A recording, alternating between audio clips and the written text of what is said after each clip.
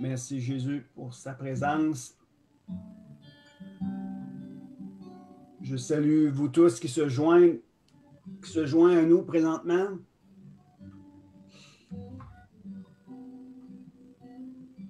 Merci Seigneur Jésus.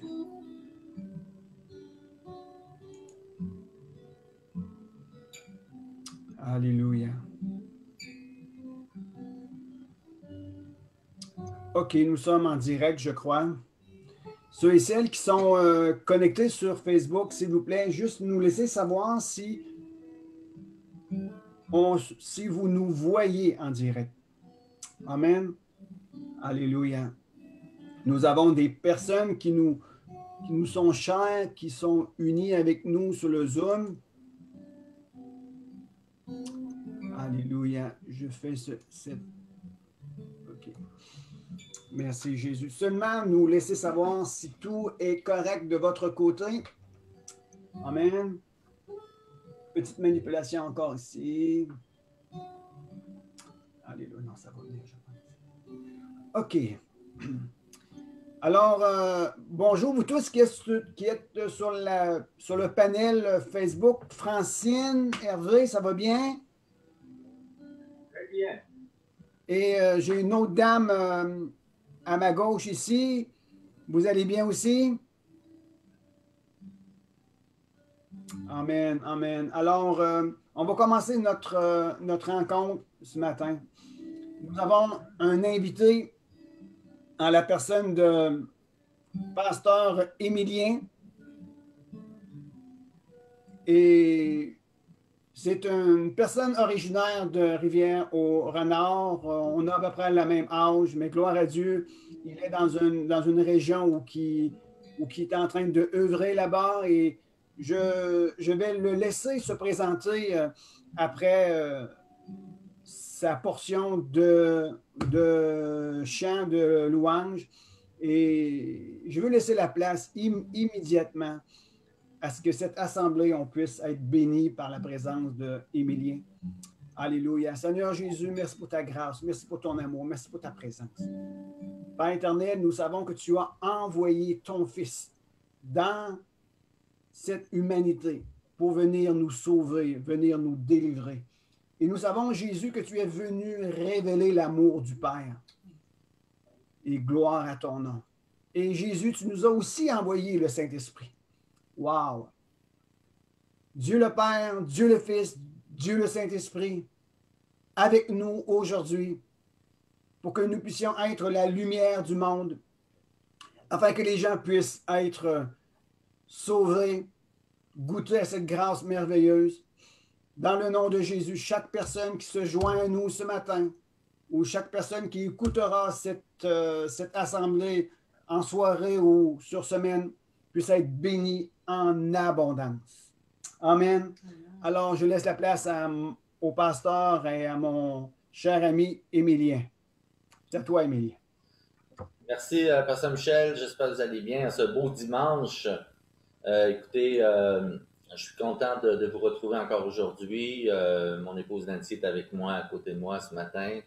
Puis on vous salue chaleureusement. Je dis des petits saluts spéciaux à Francine et à Joseph qui sont avec nous ce matin.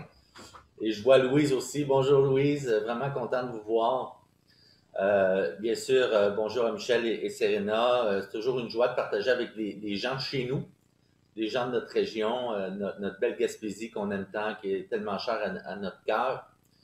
Cher à notre cœur parce qu'on est originaire de là, mais non seulement pour ça, parce que on veut que l'Évangile soit répandu autour de la Gaspésie. On veut que Dieu étende une manifestation spirituelle particulière en Gaspésie, parce que c'est quand même un lieu qui est très spirituel. Les gens ont quand même un background très spirituel en Gaspésie.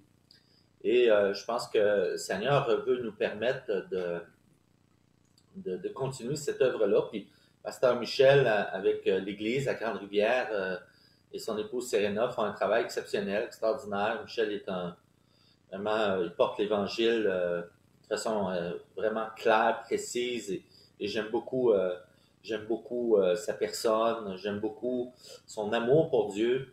Et j'aime Michel. On a grandi dans le même village d'ailleurs, puis on s'apprécie non seulement pour notre proximité géographique, mais aussi pour notre proximité avec le Seigneur Jésus, l'Évangile, et proclamer la parole aujourd'hui en 2020. Ce qui n'est pas une mince affaire, c'est tout un grand défi. Je prie beaucoup pour les pasteurs d'église. J'ai vraiment à cœur et je sais de quoi je parle. C'est toute une mission, c'est tout un appel. Le Seigneur nous appelle à être proche de lui, à prendre soin des autres, à être des bergers. Et c'est tout un mandat spirituel sur la terre. Alors, je prie pour toi, Michel, je prie pour Serena, ta conjointe.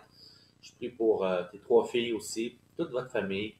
Alors, merci, Seigneur, de les toucher, de les garder dans ta parole, de les garder avec toi, Seigneur, dans les moments d'adversité, mais aussi, surtout, dans nos bénédictions.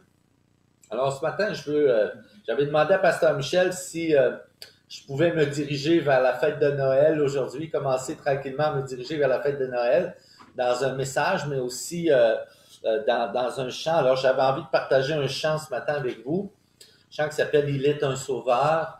Et alors, je veux vraiment qu'on puisse se laisser bercer ce matin par la présence de Dieu. Dieu qui se fait chair par la naissance de Jésus. Alors, Seigneur, te remercions, Seigneur, qu'on puisse être ensemble ce matin. Et surtout, Père, par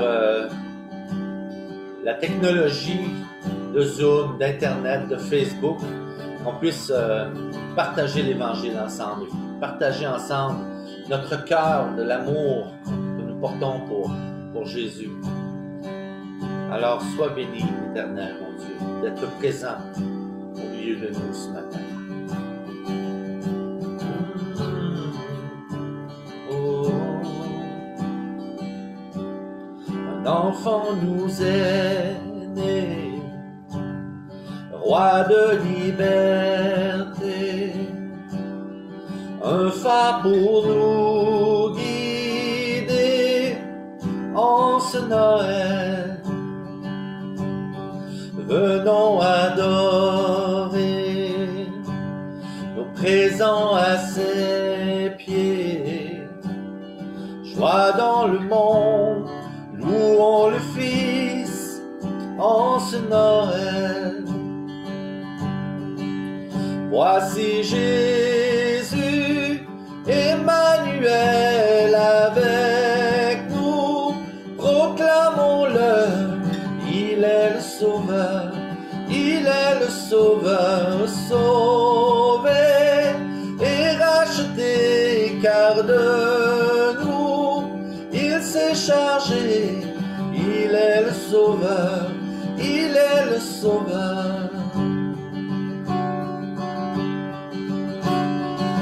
Oh, il est le Sauveur.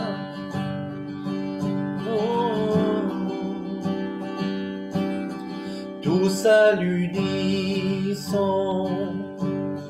nos voix élevant, un chant d'espoir, chantons en ce Noël. Voici Jésus, Emmanuel avec nous, proclamons-le. Il est le Sauveur, il est le Sauveur, oui, sauvé et racheté, car de nous il s'est chargé. Il est le Sauveur, il est le Sauveur. Oh, oh, oh, il est le Sauveur, le Sauveur de ce monde. Accueillons-le, accueillons-le aujourd'hui. Son amour est à jamais,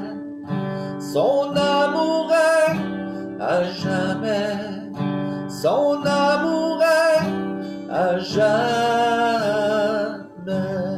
Chante avec moi ce matin, son amour règne. Son amour règne à jamais. Son amour règne à jamais. Son amour règne à jamais. Son amour, oui, son amour règne à jamais. Son amour règne à jamais. Son amour règne à jamais.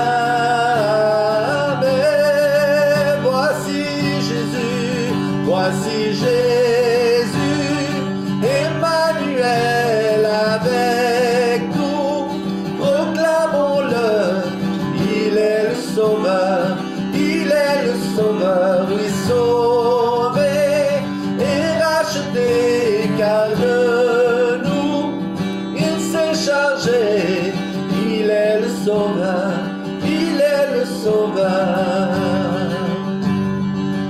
Oh, il est le Sauveur, Jésus.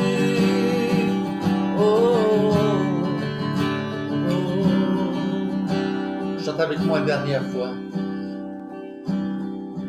Voici Jésus, Emmanuel avec nous. Proclamons-le, il est le Sauveur, il est le Sauveur, il sauvé et racheté, car de nous il s'est chargé. Il est le Sauveur, il est le Sauveur.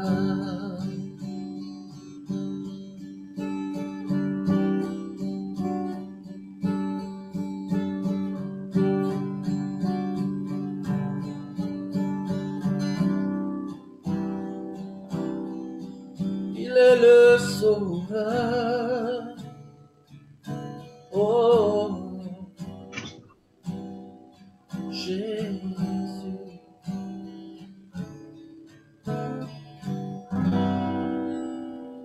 Gloire à ton nom, Père éternel. Merci, Seigneur, mon Dieu, d'avoir envoyé ton Fils, de tes faits de chair. De tes faits de chair, Seigneur, pour que tu puisses te mettre au niveau des hommes, comprendre, Seigneur, et leur livrer ton amour et leur faire saisir ton royaume. Merci, mon Dieu, pour Jésus-Christ que tu as envoyé dans ce monde, Seigneur. Sois loué, éternel. Amen.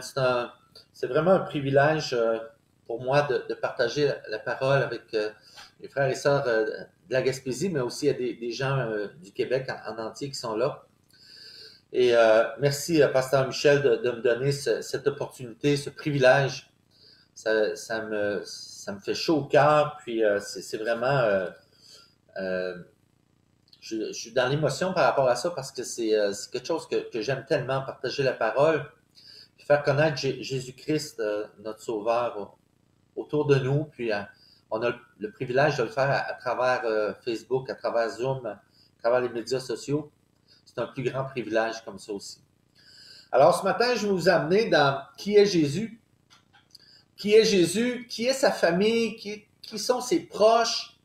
Dans quel contexte Jésus est né? Dans quel contexte culturel? Dans quel contexte géographique? Dans quel contexte historique? Quel contexte biblique? Jésus est venu au monde, est né, et s'est fait chair. Dieu s'est fait chair. À part ce qu'il faut d'emblée saisir, c'est que Jésus est né dans une culture monothéiste. C'est-à-dire que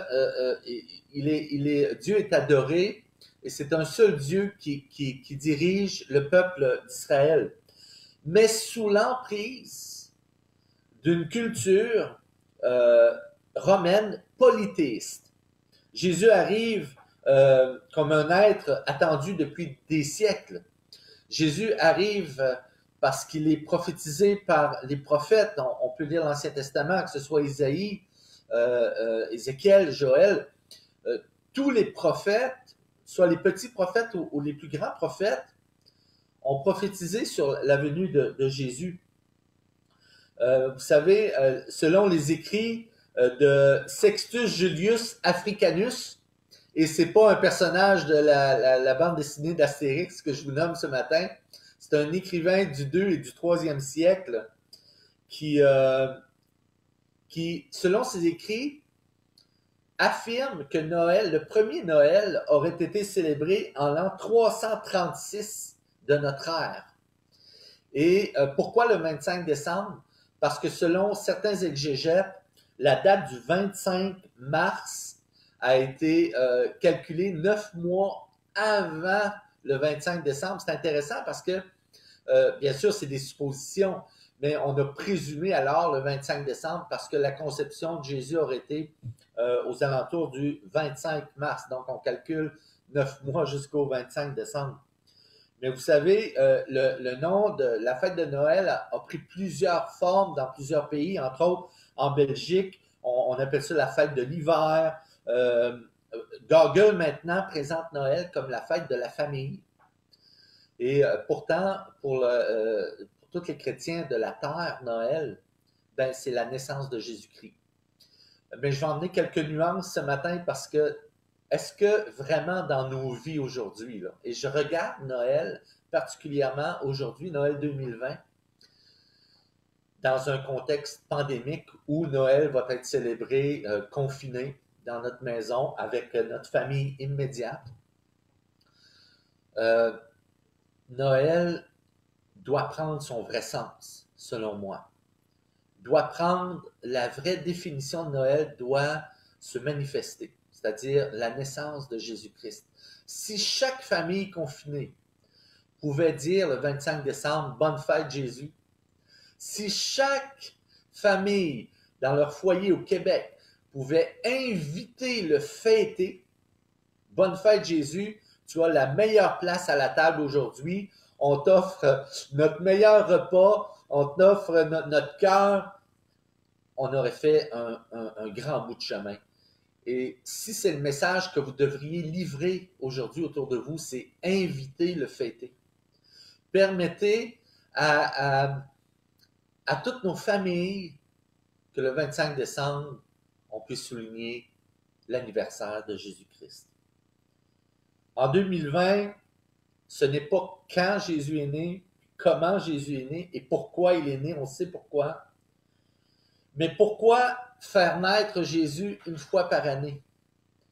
Et je vais sembler un peu dur ce matin dans mes propos, mais je veux quand même dire la vérité. Pourquoi faire naître Jésus une fois par an? Tout simplement parce que l'amour de Dieu n'est toujours pas assez saisi par l'homme. On n'a pas encore saisi le parfait amour de Dieu. Et le deuxième élément, c'est parce que Dieu lui-même n'est toujours pas compris par l'homme. Vous savez, j'aime beaucoup la nuance, j'aime croire en Dieu, mais moi je rajoute parfois, est-ce que tu crois Dieu? Est-ce que je crois en Dieu? Absolument, je crois en Dieu, mais est-ce que tu crois Dieu? Et croire Dieu, c'est mettre notre foi en action. Le troisième élément, parce que le Fils de Dieu, il est repoussé, voire même ignoré aujourd'hui. Et de là vient mon propos d'inviter le fêter. Noël, c'est non seulement les cadeaux. Noël, c'est une fête d'amour. Noël, c'est une fête de partage. Mais c'est aussi une fête d'accueil, où on accueille le Fils de Dieu, où on accueille notre Sauveur, notre Rédempteur, celui qui est mort, qui a accepté de mourir sur la croix pour nous sauver, pour nous racheter. Et le quatrième élément, pourquoi on fête Noël une fois par année? Parce que croire en un Dieu qui se fait chair est du domaine de la foi. Comment on peut saisir? C'est par notre foi qu'on dit, wow, Marie a été choisie, je vais en parler tout à l'heure, Marie a été choisie d'une façon particulière, Joseph a été choisi d'une façon particulière.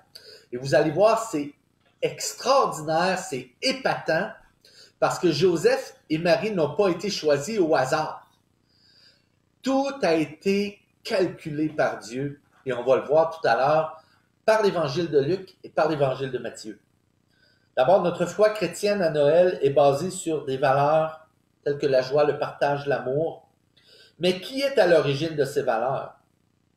Qui est à l'origine de ces valeurs? Et là, je pourrais vous amener à Galates 5.22. Le fruit de l'esprit, c'est l'amour, la joie, la paix, la bénignité, la maîtrise de soi. C'est tout ce que Dieu place en notre cœur. Mais c'est pour ça qu'on ne doit pas faire de Jésus-Christ un Jésus ignoré ou un Jésus invisible. Comprenez-vous ce que je veux dire? Pas invisible dans le sens de contact par la foi. Invisible dans le sens qu'on ne le voit pas en action dans nos vies.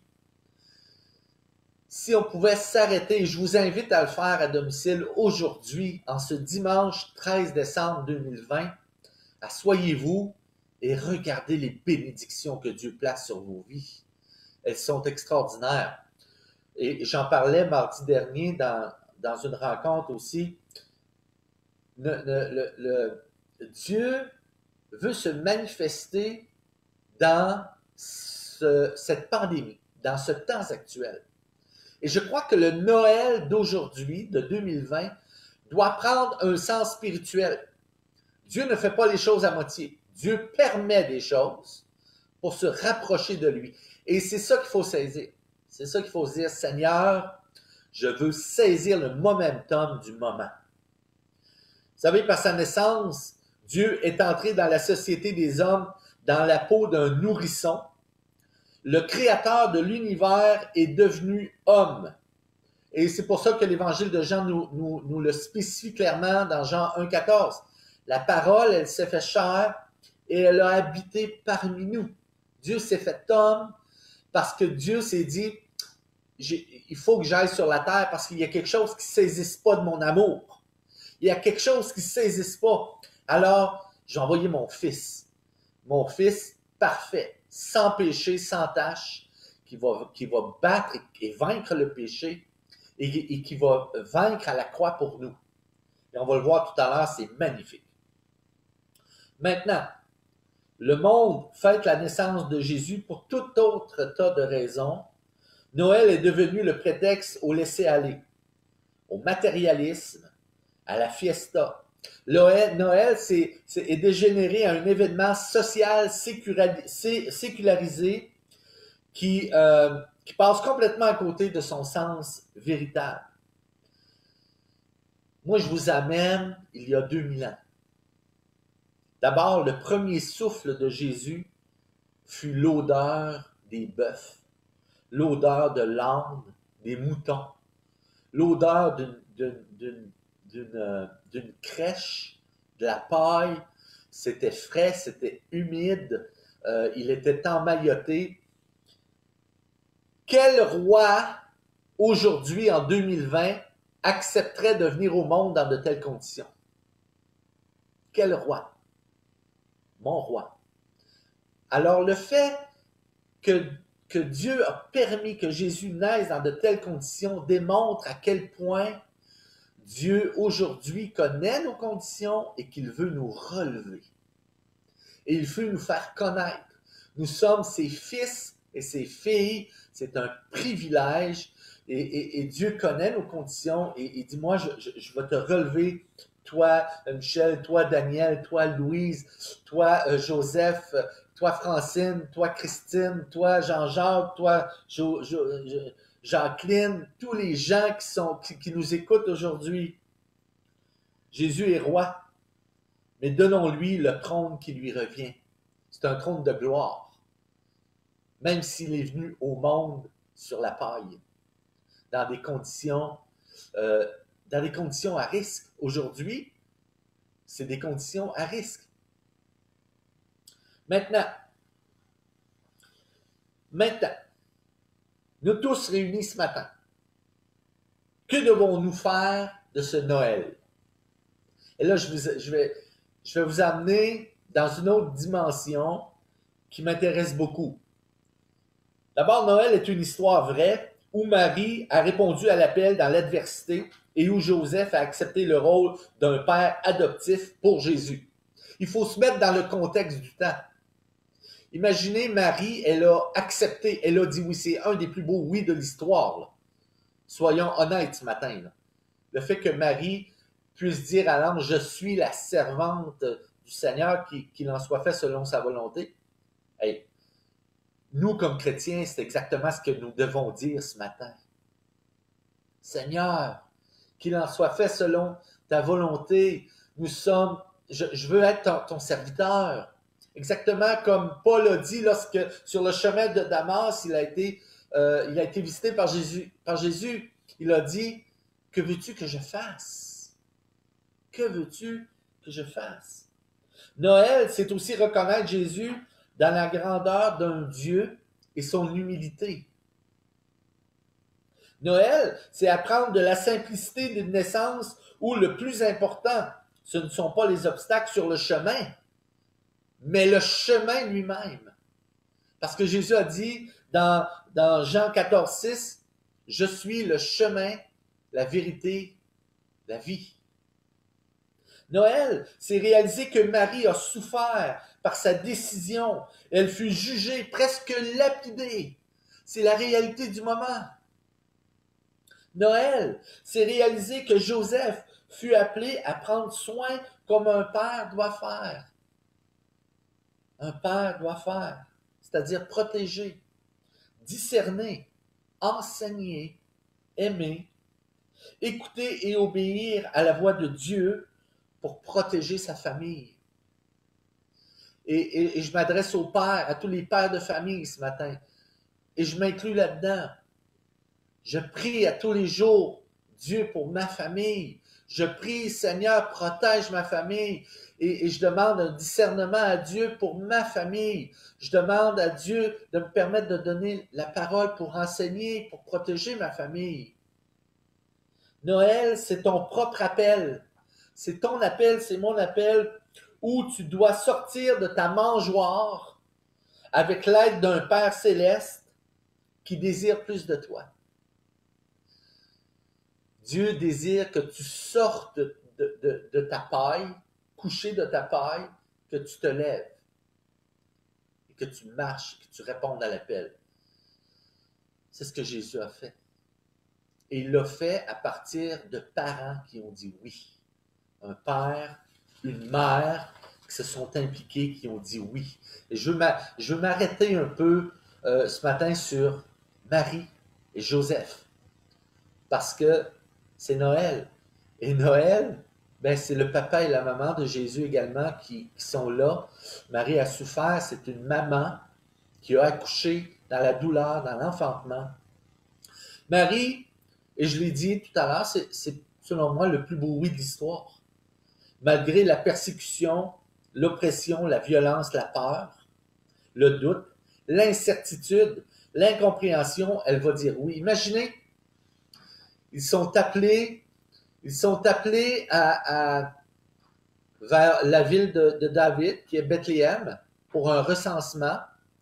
Le recensement a été commandé par l'empereur Caius Octavius, ou dans la parole, c'est César Auguste, qui ordonna un recensement de toute la terre. Parce qu'il faut comprendre que toute la terre, à ce moment-là, c'était l'Empire romain. C'était pas tout le globe.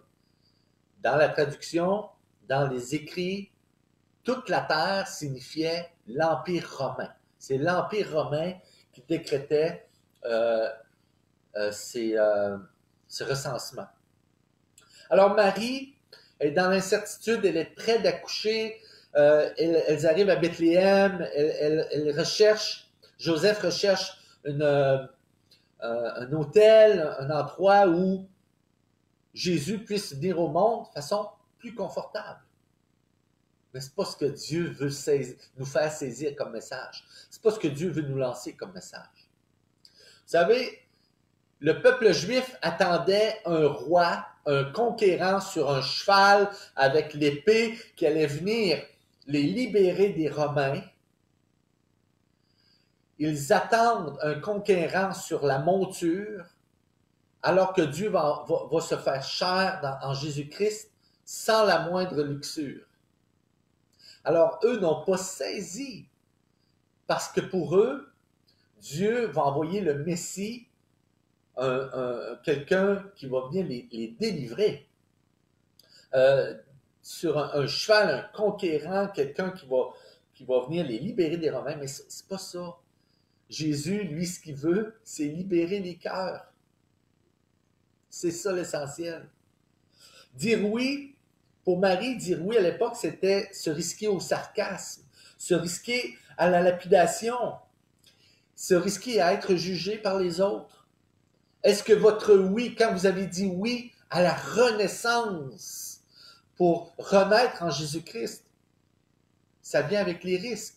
Sinon, Jésus n'aurait pas dit « porte ta croix ». Il y a des risques. Il y a des risques d'être jugé.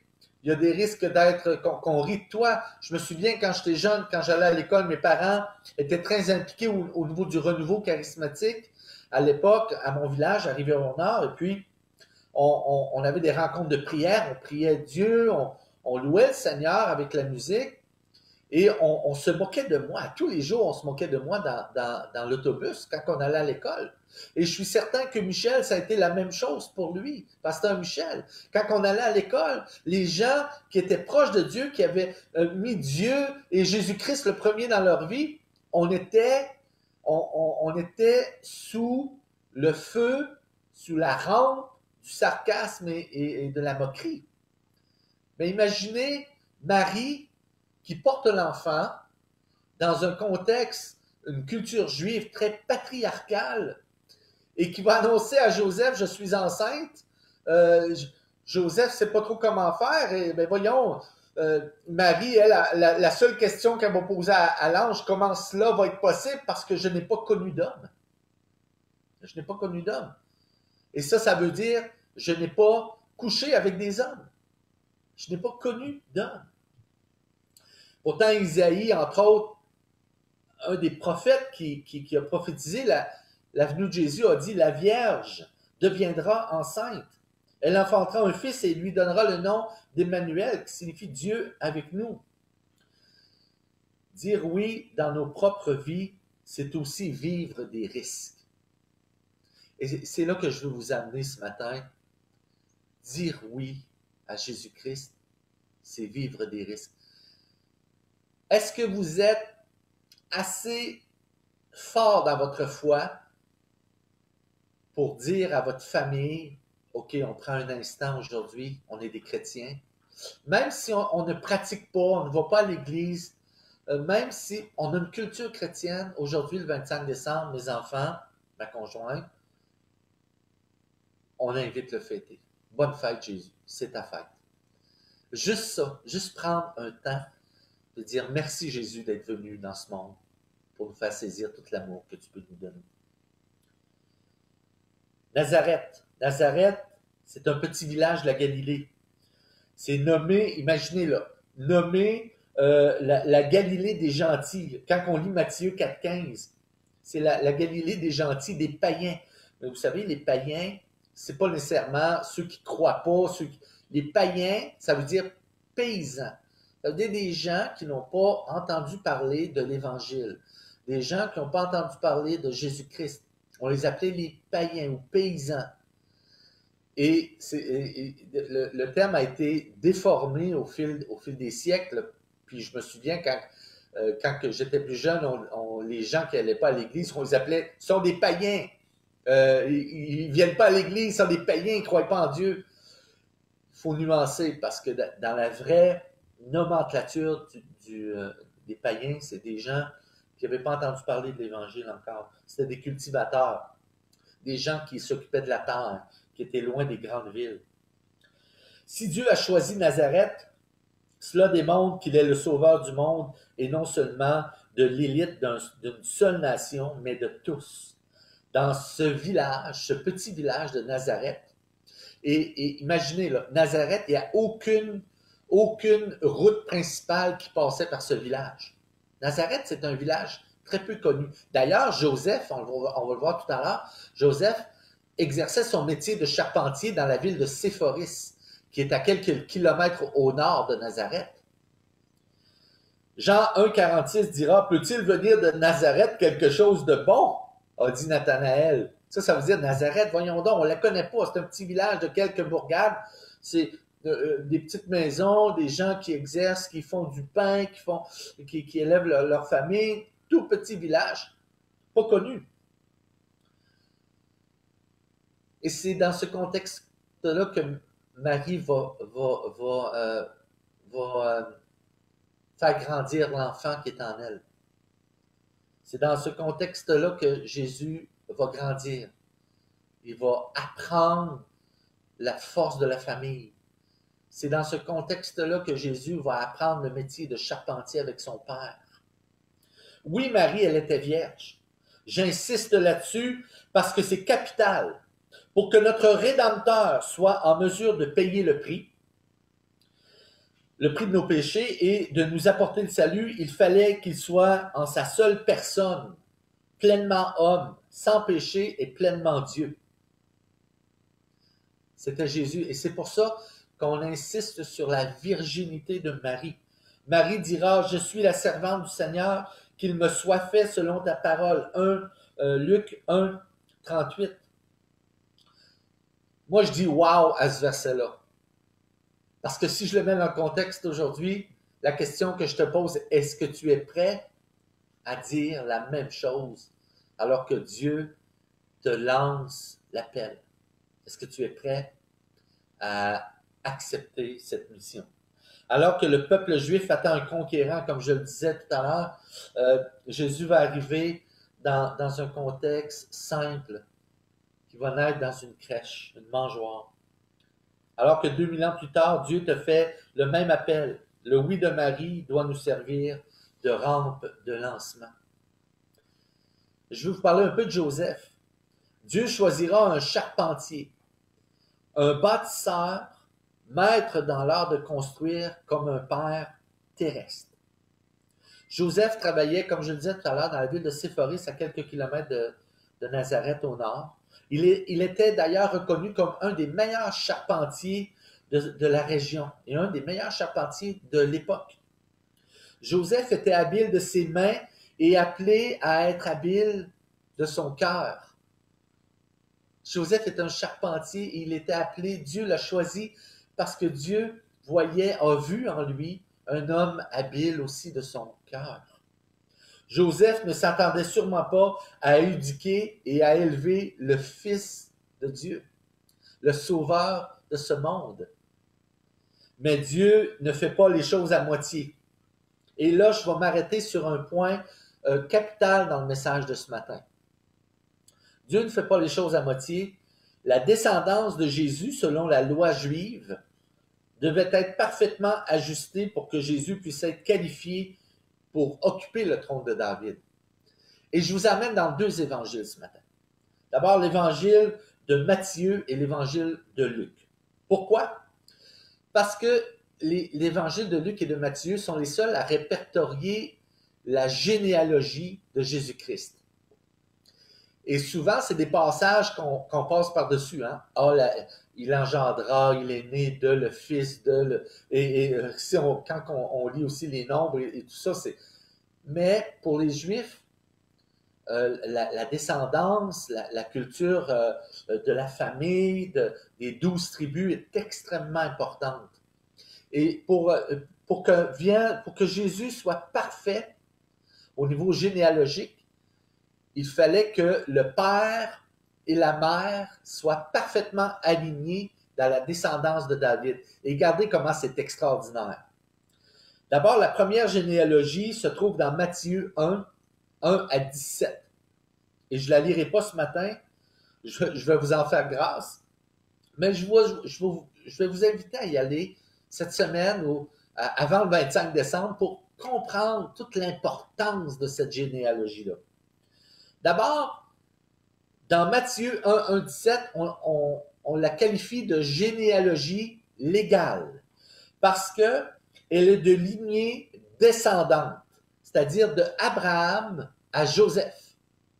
Donc, la descendance part de Abraham qui vient jusqu'à Joseph. Donc, elle est appelée la lignée légale. Pourquoi? Même si Joseph n'est pas le père physique de Jésus-Christ, il en est le père légal.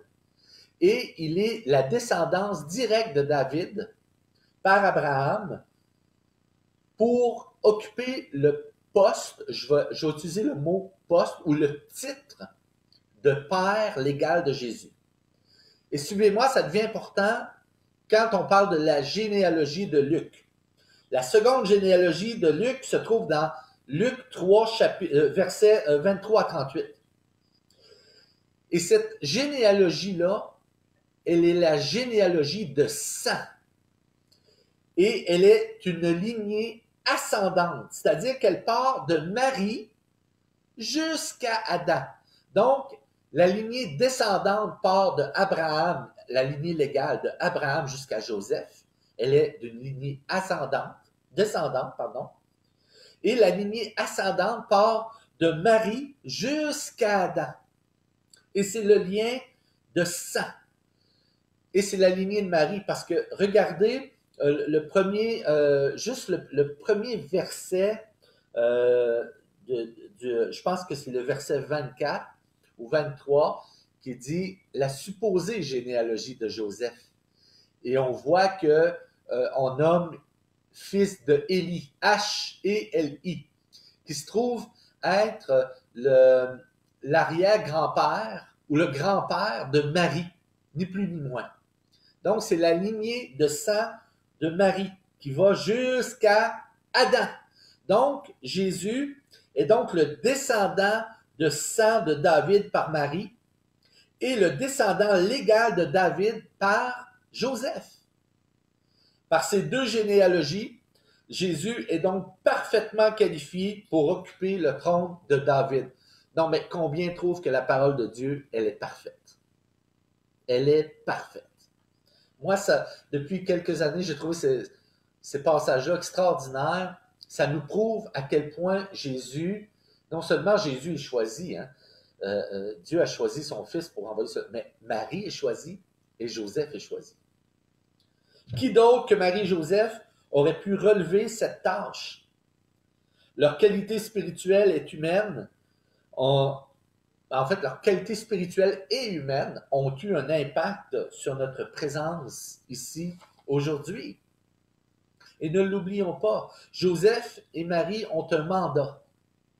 Prendre soin de l'enfant, le protéger, l'éduquer selon la loi juive et accepter le plan de Dieu. À maintes reprises, ils ont été interpellés. Écoutez ce qu'ils ont vécu. Et je parle du contexte de l'époque. Ils ont été interpellés. Ils ont dû fuir. Ils ont dû se cacher. Ils ont dû obéir, bien entendu. Ils ont dû repartir. Ils ont dû fuir en Égypte. Ils sont allés dans une des plus grandes communautés en Égypte, une communauté juive à Alexandrie. Ils sont allés à Alexandrie se cacher là-bas parce que Hérode voulait assassiner les enfants qui venaient de naître. Dieu avait une destinée pour Joseph et Marie, mais pour protéger aussi l'enfant qui venait de naître, qui était le Fils de Dieu. Ce matin, sachez que rien n'est impossible à Dieu. Rien. Prenez le temps avec Dieu pour lui parler par son Fils Jésus-Christ. Ne faites pas de votre vie une vie uniquement séculière. Donnez du temps à Jésus. Aujourd'hui, ça va vite, hein? On dit que la vie est rapide, c'est le métro boulot dodo. Donc, on part pour le travail. Combien de gens passent des heures dans le trafic pour aller travailler? Ils vont travailler, ils reviennent, ils soupent à une heure tardive, ils sont fatigués, ils vont se coucher, ils se relèvent et c'est le même stratagème jour après jour. Où trouvons-nous du temps à Jésus-Christ dans ces temps-là? À ceux qui vivent ces temps de trafic, je vais vous donner deux éléments importants. D'abord, écoutez de la louange dans votre automobile. Prenez un temps avec Dieu dans l'auto. On a des temps riches qu'on peut avoir avec Jésus-Christ dans notre automobile, dans la prière, dans la louange. S'il est venu dans ce monde, si Jésus est venu dans ce monde, c'est pour toi. Alors, je t'invite à ne pas le laisser de côté. Jésus est essentiel à ta vie sur terre, mais il est essentiel à celle que tu recevras celle qui est éternelle. Tu dois reconnaître son œuvre, tu dois reconnaître qui il est, et tu dois l'accueillir en toi. Jésus entend ta prière. Vous savez, Joseph a obéi, Marie a obéi, Jésus s'est révélé, il est le seul médiateur entre Dieu et les hommes. Allez lire 1 Timothée 2,5. Jésus est le seul médiateur entre Dieu et les hommes. La question est, comment arriver à me centrer sur Jésus-Christ seul? D'abord, cesse de compliquer ta prière en invoquant tout un conseil d'administration spirituelle. Et souvent, quand je parle de conseil d'administration spirituelle, c'est toute autre personne compris, alors qu'on devrait se centrer que sur Jésus-Christ. Il n'y a qu'un seul autour de la table à porter le message au Père, et c'est Jésus-Christ.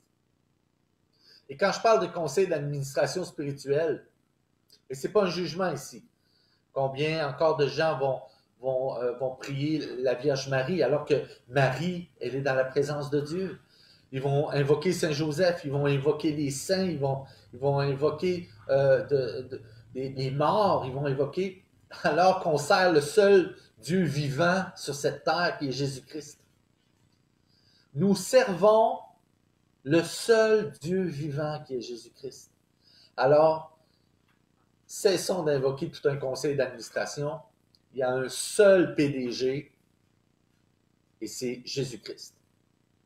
Et c'est lui qu'on doit prier, c'est Dieu qu'on doit prier dans le nom de Jésus qui amène notre prière au Père. C'est une démarche de comprendre que Jésus est le seul médiateur venu dans le monde pour nous lier au Père. Mais ce matin, et je termine là-dessus, le plus beau cadeau que tu recevras à Noël, c'est Jésus-Christ, envoyé par le Père, né de la pureté d'une vierge, grandi dans la loi de l'Éternel, travaillant avec son père dans l'art de la conception des meubles, Joseph. Mais ce matin, tu as la possibilité d'être restauré par celui qui construit parfaitement. Jésus-Christ a appris le métier de charpentier par son père. Mais Jésus-Christ a appris le métier de charpentier et c'est lui qui construit ton cœur. C'est lui qui est l'architecte de ton cœur. C'est lui qui te dessine. C'est lui qui t'a taillé. C'est lui, Dieu t'a choisi. C'est Dieu qui te forme et te façonne. C'est Dieu qui te fait naître et renaître. C'est Dieu qui t'invite dans sa maison et c'est Dieu qui te protège. Le charpentier, et écoutez ce passage extraordinaire du prophète Isaïe au chapitre 44 et verset 13. Chapitre 44, verset 13.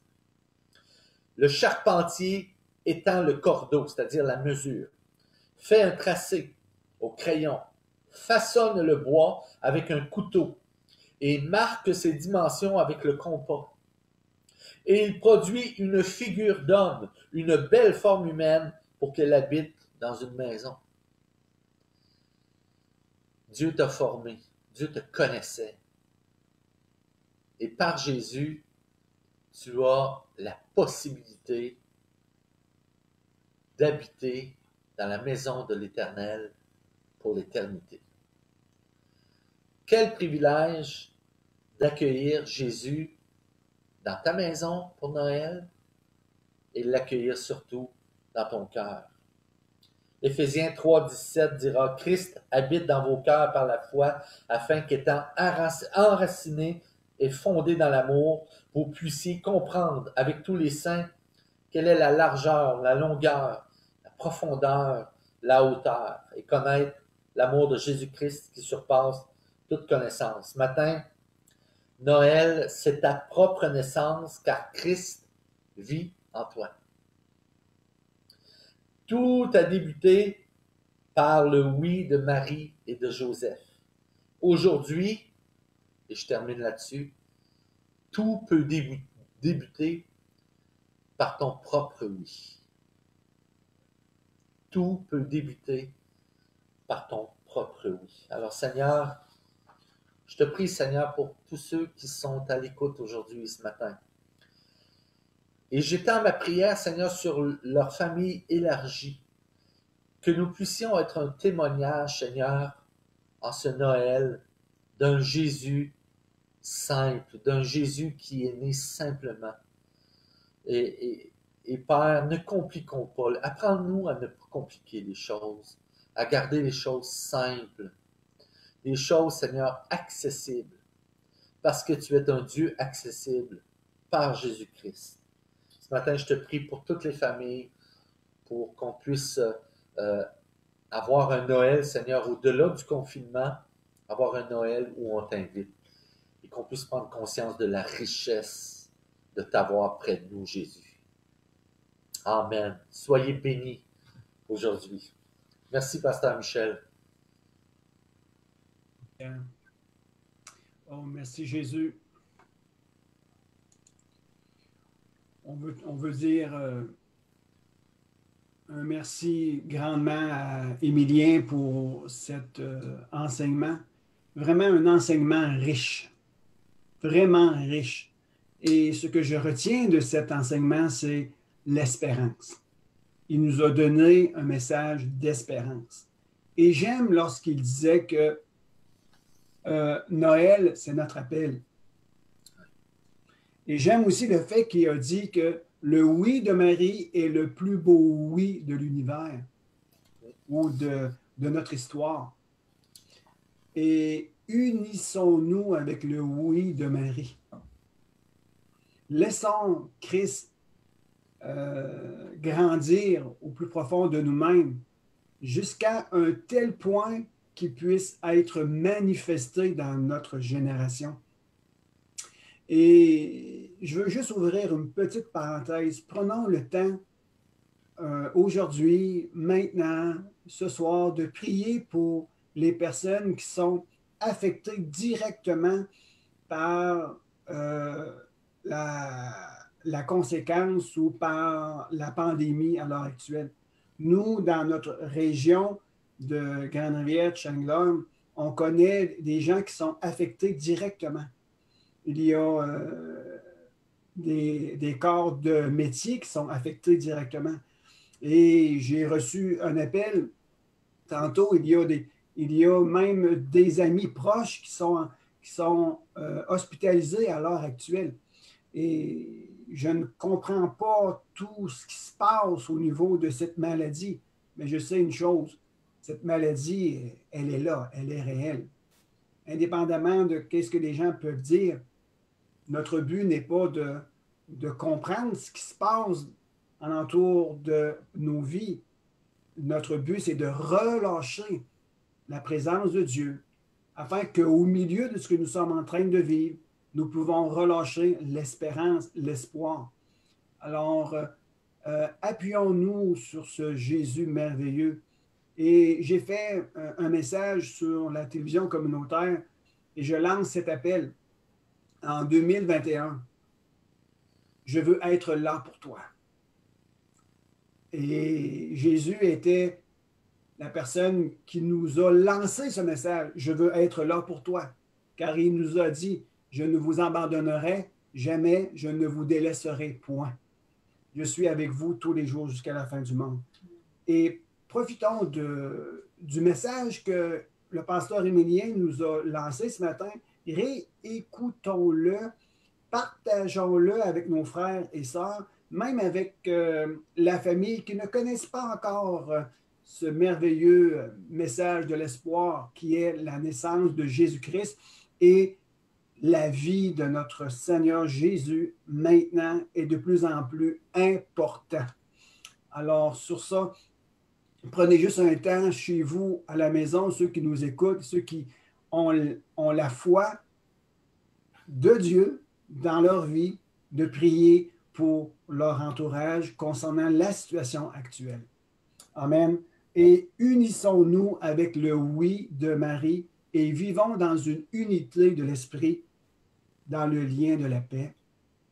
Et pour terminer, je veux encore une fois réinviter les gens à saisir ce temps, cette opportunité qui nous est placée devant nous, ce Noël que nous allons fêter très différemment des autres, mais invitons le fêter Jésus à notre table et aussi partageons-le, au moins, me le dire, partageons une partie de ce Jésus merveilleux à notre proche.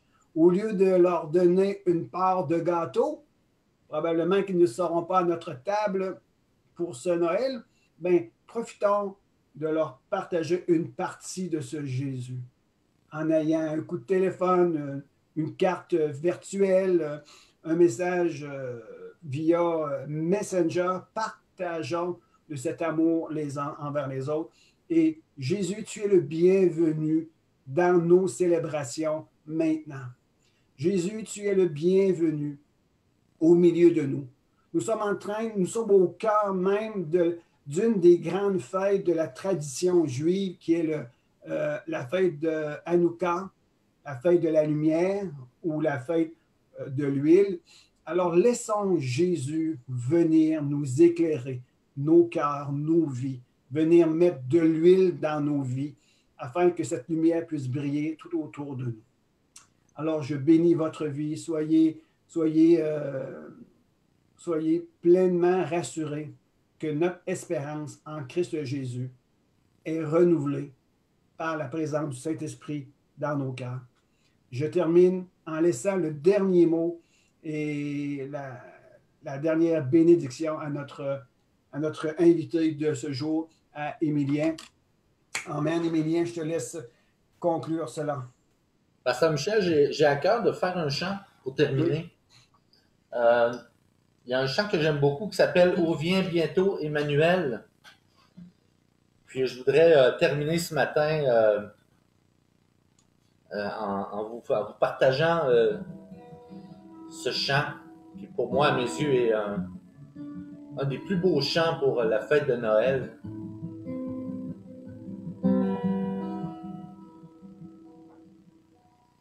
Ô vient bientôt Emmanuel, viens pour délivrer Israël. Ton peuple attend pour le bénir, le Fils de Dieu qui va venir. Chantez, chantez, Emmanuel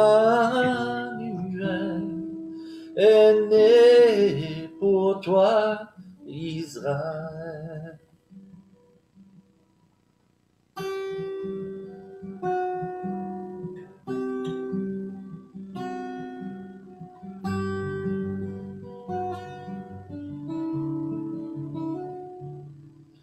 Ô viens Jésus, ô viens Emmanuel, nous dévoiler le monde fraternel, où ton amour plus fort que la mort nous régénère au sein d'un même corps. Chantez, chantez, il vient à notre appel, combler nos cœurs Emmanuel. Chantez, chantez, il vient à notre appel, combler nos cœurs Emmanuel.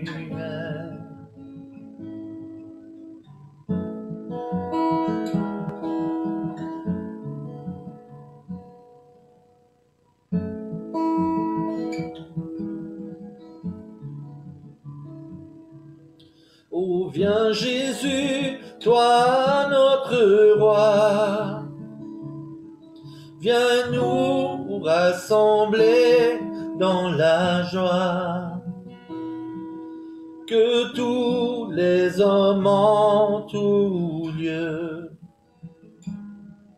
voient et saluent le Fils de Dieu.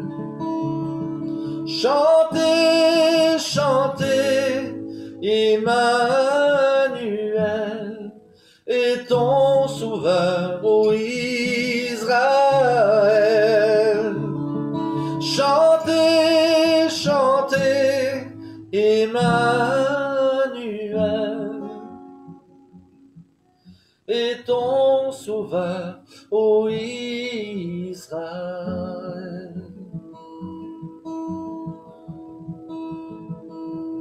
Oh.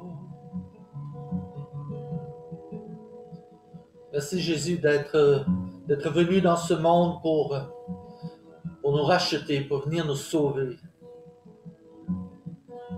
Merci Père pour ta présence en ce lieu ce matin.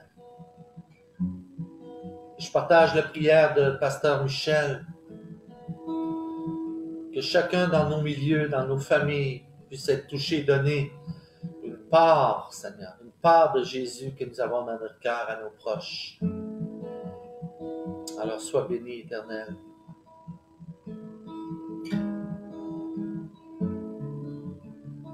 Alors je vous souhaite à nouveau un bon dimanche. Merci d'avoir été parmi nous aujourd'hui. Amen. Amen. Alors soyez tous bénis dans le nom de Jésus. On se retrouve prochainement. Merci, Pasteur Émilien. Salutations à votre famille, ton épouse, tous ceux qui nous ont suivis sur ce panel Facebook et ce panel plutôt Zoom. Passez une excellente journée ainsi que votre famille. Et on se donne des nouvelles. Amen. Amen. Bye. Soyez bénis. Bye. Bye bye.